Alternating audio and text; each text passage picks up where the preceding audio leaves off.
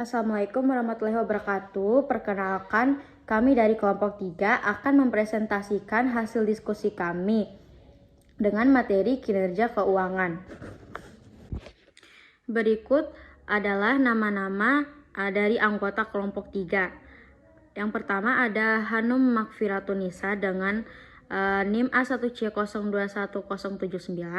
Yang kedua ada I Gusti Ayu Komang Tripuspa dengan NIM A1C021081. Yang ketiga ada saya sendiri selaku moderator Indah Amelia Putri dengan NIM A1C021085. Yang keempat Kania Fitria Kinanti dengan NIM A1C021089. Dan yang terakhir ada Hairunisa Syifa Fadilah Fauzi dengan NIM A1C021090. Pada materi kinerja keuangan, yang pertama kita membahas tentang pengertian kinerja keuangan, yang kedua manfaat kinerja keuangan, yang ketiga jenis-jenis kinerja keuangan, yang keempat analisis kinerja keuangan, dan yang terakhir ada kesimpulan. Pertama ada pengertian dari kinerja keuangan.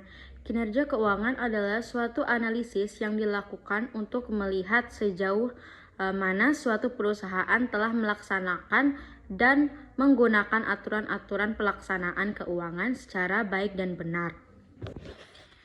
Menurut Bastian, pada tahun 2006, pengukuran kinerja merupakan wujud akuntabilitas di mana penilaian yang lebih tinggi menjadi tuntutan yang harus dipenuhi.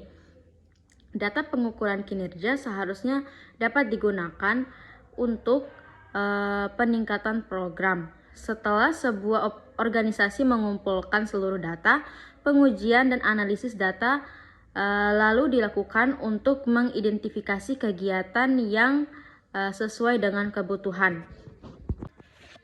Yang kedua ada manfaat dari kinerja keuangan. Manfaat penilaian kinerja keuangan menurut Sujarweni pada tahun 2017 yaitu yang pertama, untuk mengukur prestasi yang telah diperoleh suatu organisasi secara keseluruhan dalam suatu periode tertentu. Pengukuran ini mencerminkan tingkat keberhasilan pelaksanaan kegiatannya. Yang kedua, untuk menilai pencapaian per departemen dalam memberikan kontribusi bagi perusahaan secara keseluruhan. Yang ketiga, sebagai dasar penentuan strategi perusahaan untuk masa yang akan datang. Yang keempat, untuk memberikan petunjuk dalam pembuatan keputusan dan kegiatan organisasi pada umumnya dan divisi atau bagian organisasi pada khususnya. Yang kelima, sebagai dasar penentuan kebijaksanaan penanaman modal agar dapat meningkatkan efisiensi dan produktivitas perusahaan. Kemudian ada tujuan dari kinerja keuangan. Menurut Munawir pada tahun 2012, tujuan dari melakukan kinerja keuangan adalah yang pertama mengetahui tingkat likuiditas, yang kedua mengetahui tingkat solvabilitas, yang ketiga mengetahui tingkat rentabilitas, dan yang terakhir mengetahui tingkat stabilitas. Nama saya Makfiratunisa dengan NIM A1C021079 akan melanjutkan tentang jenis-jenis kinerja keuangan. Kinerja keuangan dapat diukur dengan menganalisa dan mengevaluasi laporan keuangan. Metode yang umumnya digunakan untuk mengukur kinerja keuangan perusahaan adalah metode rasio keuangan. Analisa rasio keuangan dapat dikelompokkan menjadi 4 kategori, yaitu yang pertama, rasio likuiditas merupakan rasio yang menggambarkan kemampuan perusahaan dalam memenuhi kewajiban jangka pendeknya yang segera jatuh tempo. Untuk menilai likuiditas perusahaan menggunakan rasio lancar dan sangat lancar.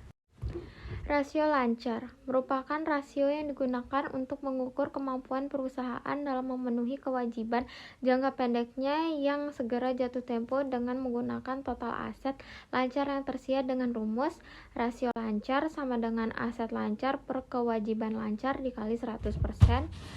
Kemudian ada rasio sangat lancar atau rasio cepat, merupakan rasio yang digunakan untuk mengukur kemampuan perusahaan dalam memenuhi kewajiban jangka pendeknya yang segera jatuh tempo dengan menggunakan aset sangat lancar, tidak termasuk persediaan barang dagangan dan aset lancar lainnya. Rasio sangat lancar dengan rumus rasio sangat lancar sama dengan aktiva lancar dikurangin persediaan dibagi kewajiban lancar dikali 100%. Sekian dari saya. Selanjutnya akan dilanjutkan oleh teman saya yang bernama Hairunisa Syifa Fadila Fauzi.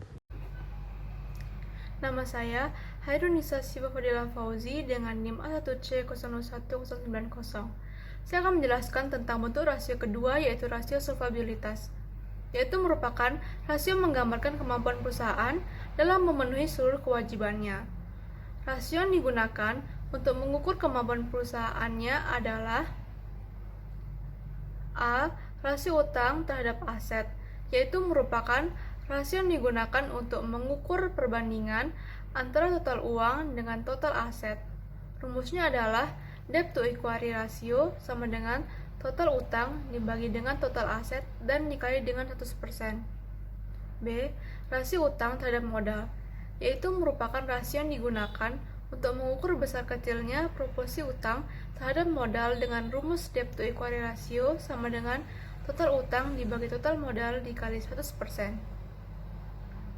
Ketiga, rasio aktivitas, yaitu merupakan rasio yang digunakan untuk mengukur tingkat efisiensi atas pemanfaatan sumber daya yang dimiliki oleh perusahaan atau untuk menilai kemampuan perusahaan dalam menjalankan aktivitas sehari-hari. Rasio yang digunakan adalah A. Perputaran persediaan, yaitu merupakan rasio yang digunakan untuk mengukur berapa kali dana yang ditanam dalam persediaan ini dalam satu periode, dengan menggunakan rumus perputaran persediaan sama dengan penjualan dibagi persediaan dan dikali 100%. Sekian dari saya, selanjutnya akan diserahkan kepada I Gusti Ayu Komang Tripuspa. Di sini saya akan melanjutkan materi dari rasio aktivitas, yaitu yang B, perputaran modal kerja.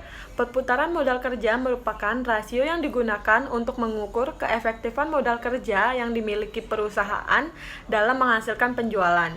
Dengan menggunakan rumus, rasio perputaran modal kerja sama dengan penjualan dibagi persediaan dikali 100%.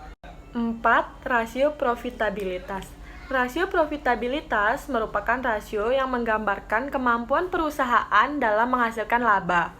Rasio yang digunakan adalah A. Hasil pengembalian investasi atau return on investment. Merupakan rasio yang menunjukkan hasil atas jumlah aktiva yang digunakan dalam perusahaan. Dengan rumus return on investment sama dengan laba bersih dibagi total aset dikali 100%. Lalu selanjutnya yang B, hasil pengembalian ekuitas atau on equity. Merupakan rasio untuk mengukur laba bersih setelah pajak dengan modal sendiri. Dengan rumus ROE sama dengan laba bersih dibagi equity dikali 100%. Sekian dari saya, materi selanjutnya akan dibacakan oleh Kania. Perkenalkan, nama saya Kania Fitria Kinanti dengan NIM A1C021089. Di sini saya akan menjelaskan tentang analisis kinerja keuangan. Analisis kinerja keuangan ini terbagi menjadi dua. Yang pertama, analisis horizontal. Analisis horizontal disebut juga dengan trend analisis. Adalah metode analisis yang dilakukan dengan membandingkan suatu akun pada laporan keuangan di dalam satu periode terhadap akun yang sama di periode sebelumnya. Dan periode yang menjadi patokan biasanya adalah tahunan atau kuartalan. Contohnya seperti yang terdapat di PowerPoint, kita dapat mengetahui bahwa peningkatan aset atau total aset perseroan yang mencapai 15% lebih banyak disebabkan oleh peningkatan laba ditahan karena jumlah hutang mengalami penurunan sebesar 1,9%. Yang kedua, ada analisis vertikal. Analisis vertikal ini adalah metode analisis yang dilakukan dengan cara menganalisis laporan keuangan pada satu periode tertentu dengan membandingkan antara akun yang satu dengan yang lainnya pada laporan keuangan yang sama. Contohnya, terdapat pada PowerPoint juga. Kita dapat mengetahui bahwa margin laba kotor dan laba bersih yang mengalami peningkatan menunjukkan perseroan sedang mengalami pertumbuhan bisnis yang positif dan menguntungkan. Materi selanjutnya akan dijelaskan oleh teman saya, Indah Amelia Putri. Berdasarkan penjelasan di atas, dapat disimpulkan bahwa kinerja keuangan merupakan penilaian kondisi keuangan yang dilakukan terhadap data-data keuangan yang tercermin dalam laporan keuangan perusahaan pada suatu periode tertentu, sehingga dapat dijadikan sebagai dasar pengambilan keputusan bagi pihak-pihak yang berkepentingan. Baik, itu saja yang dapat kelompok kami sampaikan. Sekian dari kami, terima kasih atas perhatiannya. Wabillahi taufiq wal hidayah. Wassalamualaikum warahmatullahi wabarakatuh.